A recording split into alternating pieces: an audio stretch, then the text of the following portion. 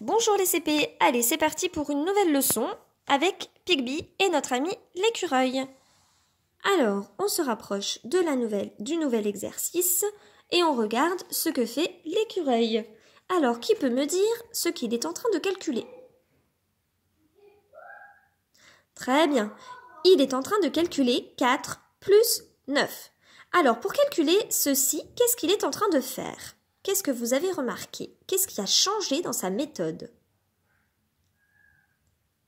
Très bien. On voit que dans sa méthode, il a décidé de commencer un petit peu à ranger ses jetons. D'accord? Donc pour ce faire, il utilise la boîte de Pigby. Il commence un petit peu à comprendre. D'accord? Donc il range d'abord les jetons qu'il a au départ dans une boîte. Dans la boîte de Pigby. Ça, c'est déjà une très bonne chose. Ensuite, donc, qu'est-ce qu'il met dans sa boîte? Pardon. Combien de jetons met-il dans sa boîte? Très bien, il en met 4. Hein, c'est les 4 du départ de notre opération. Ensuite, donc, plus 9. Donc, ça veut dire qu'il apporte des jetons en plus à l'aide de son chariot. Et donc, combien devrait-on trouver de jetons dans notre chariot? Si on fait 4 plus 9? Très bien, on devrait trouver 9 jetons. Alors, qu'est-ce que vous pouvez me dire sur ces 9 jetons qui sont dans le chariot? Effectivement, ils ne sont pas rangés, d'accord? Ils sont quand même un petit peu mélangés. Même si, regardez bien, on commence à voir quand même que peut-être l'écureuil avait commencé à vouloir bien les ranger comme des dés, mais ensuite, il a rangé les autres jetons un peu n'importe comment. Alors, soit il avait oublié comment ranger des dés, ou soit il avait envie d'en faire quand même encore qu'à sa tête. Donc, dans tous les cas, au début, on voit 5 jetons qui ont l'air d'être rangés un petit peu comme des dés, mais le reste au-dessus, les 4 autres, ils ne sont pas du tout bien rangés. Bon, quoi qu'il en soit, il faut quand même compter du coup un par un pour vérifier qu'il y en ait bien 9 dans le chariot. Alors, on y va, comptez avec moi. 1, 2, 3, 4, 5, 6, 7, 8 et 9. Très bien, donc il y en a bien 9, il ne s'est pas trompé. Donc il fait 4 plus 9. Il en met d'abord 4 dans la boîte de Pigby et il en rajoute ensuite 9 à l'aide de son chariot. Alors donc, rappelez-vous l'exercice que nous avions fait ensemble il y a quelques jours, d'accord? Donc qu'est-ce qu'il faut faire en premier quand on voit ce type d'opération avec ce dessin-là? Très bien. En premier, il faut d'abord compléter notre boîte. Il faut essayer de la remplir au maximum et si possible la fermer si on a assez de jetons. D'accord? Donc, regardez bien cette boîte et dites-moi combien de place reste-t-il encore dedans? Combien de jetons peut-on encore rajouter dans notre boîte pour la fermer complètement?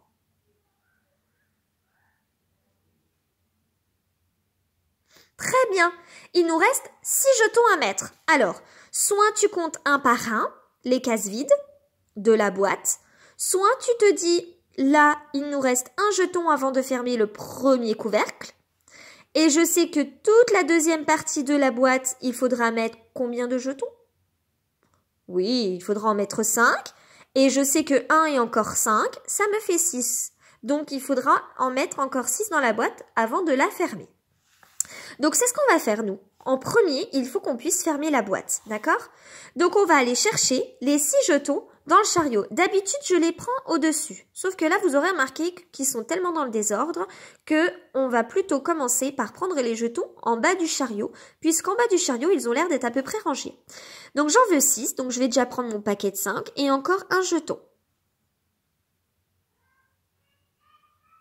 Vous voyez, c'est quand même pas simple. Il faut être sûr de ne pas se tromper, d'accord? Parce que comme les jetons ne sont pas rangés, c'est pas forcément simple. Donc, hop, je vais les mettre dans ma boîte, d'accord?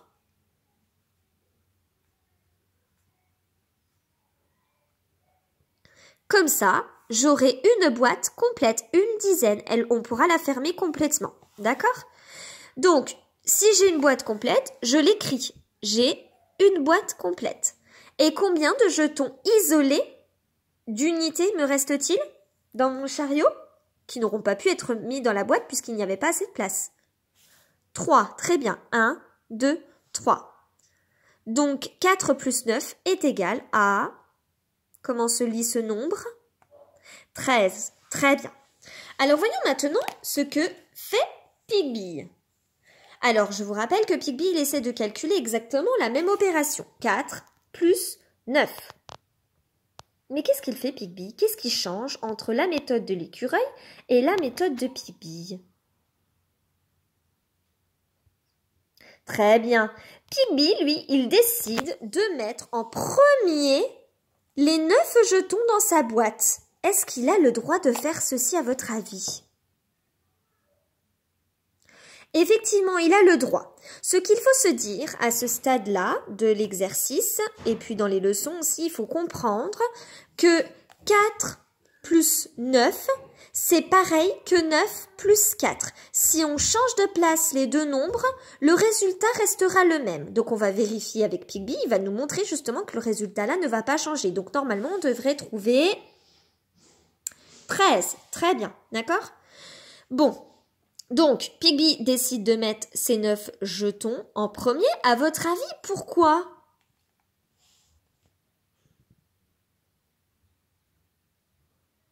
Très bien, effectivement, tu as raison. Il décide de mettre les 9 jetons en premier dans la boîte, le nombre le plus grand finalement, parce que c'est plus facile, d'accord? C'est plus facile pour regarder ce qui va rester dans la boîte, comme case vide. Là, si je mets mes 9 jetons, je vois tout de suite qu'il me reste combien de places dans ma boîte? 1. Très bien. Et en plus, j'ai beaucoup moins de jetons dans mon chariot, donc ça sera beaucoup plus facile à regarder ce qu'il me reste après. Donc, je prends un jeton parmi les 4, d'accord, que je vais mettre dans ma boîte pour pouvoir la fermer et faire une dizaine complète. Donc, j'écris que j'ai une dizaine complète. Et il me reste combien de jetons dans mon chariot? Très bien, il m'en reste 3. Donc, vous voyez, j'ai bien le même résultat. 13 et 13. 4 plus 9 peut aussi se calculer comme 9 plus 4. On peut changer la place des nombres. Alors là, effectivement, dans le calcul, Pigby n'a pas changé la place des nombres, mais sur son dessin, il a bien calculé en premier 9 et ensuite, il a rajouté les 4. Il a fait 9 plus 4. Mais 9 plus 4, c'est pareil que 4 plus 9. Donc, on a le droit de changer la position des nombres quand on fait une addition, quand on fait un plus, pour avoir plus facile à calculer ensuite. D'accord? Alors, donc, c'est ce qu'on va voir tout de suite. On va faire ensemble, comme la dernière fois, les 2 premiers calculs de l'exercice suivant, de l'exercice B. D'accord? Et donc, comme les autres fois, vous avez toujours la petite boîte de Pigby schématisée en jaune et le chariot. Vous pouvez dessiner les jetons si vous en avez besoin. Et sinon, vous pouvez aussi très bien juste regarder la boîte et les imaginer dans votre tête. Donc, on va faire là encore les 2 possibilités pour les 2 premiers calculs. Alors, on y va. Donc, Pigby ou n'importe qui d'autre, hein, on essaie de calculer en premier 3 plus 9. Alors, à votre avis, j'attire votre attention. On doit à chaque fois, quand on voit une opération, essayer de se demander dans sa tête qu'est-ce qui est le plus facile. 3 plus 9 ou 9 plus 3? Qu'est-ce qui est plus facile de mettre en premier dans la boîte? 3 jetons ou 9 jetons? Très bien. On va mettre en premier dans la boîte 9 jetons. Ça sera plus facile. On met toujours dans la boîte en premier le nombre le plus grand. Donc, j'y vais. 9 jetons.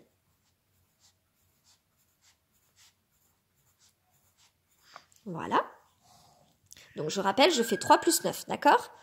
Qu'est-ce que je mets, donc, dans mon chariot?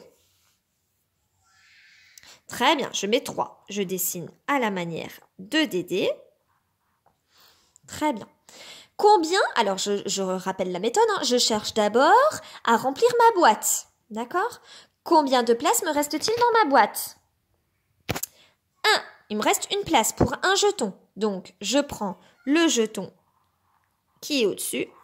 Je le mets dans ma boîte pour pouvoir créer une nouvelle dizaine. Fermer ma boîte, fermer mes couvercles, d'accord? Donc là, j'ai une boîte complète. Et combien de jetons restants? Très bien. 2. Ça se dit. Très bien. 12. Super.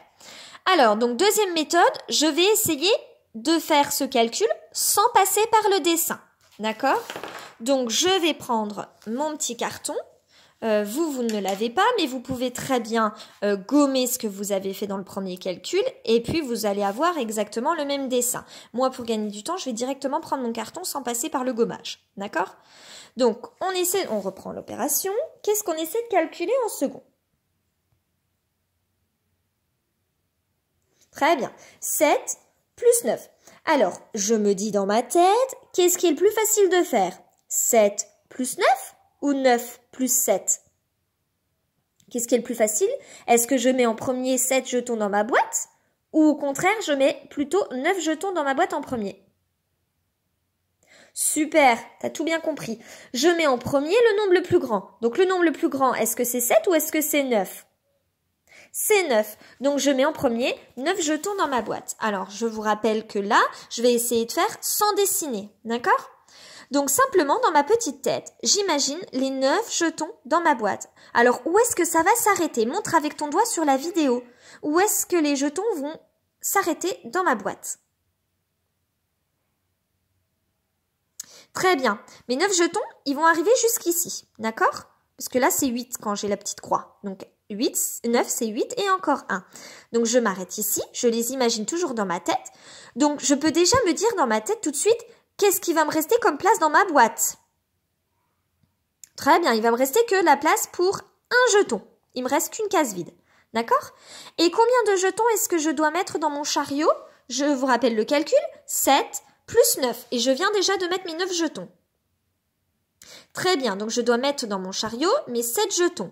À la manière de Dédé, je vous rappelle, on mémorise, voilà tout ce que l'on doit se dire dans sa tête. 7, à la manière de Dédé, c'est un paquet de 5 et encore combien de jetons au-dessus? Très bien, c'est encore 2 jetons au-dessus, d'accord? Un paquet de 5 et 2 jetons au-dessus. Et je dois mettre combien de petits jetons dans ma boîte? Il me restait combien de place? Très bien, il me restait une place.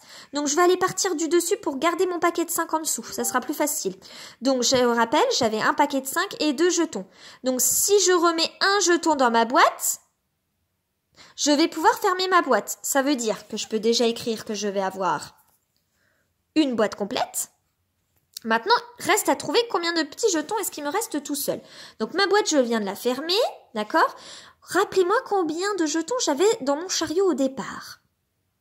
7, très bien, j'avais un groupe de 5 et encore 2 jetons dessus. Et je viens d'en enlever un de jetons. Donc si j'en ai enlevé un, il m'en reste combien dans mon chariot? Très bien, il me reste toujours mon paquet de 5 et je n'ai plus 2 jetons, j'en ai plus que 1. Donc un paquet de 5, 5 et encore 1, ça me fait... Très bien, ça me fait 6 jetons tout seul. 7 plus 9 est égal à... 16. Super. Alors, je vais te laisser faire les 6 autres, opérations tout seul. Soit tu passes par le dessin parce que tu n'es pas encore tout à fait sûr. N'oublie pas de gommer entre chaque opération pour pouvoir redessiner par-dessus.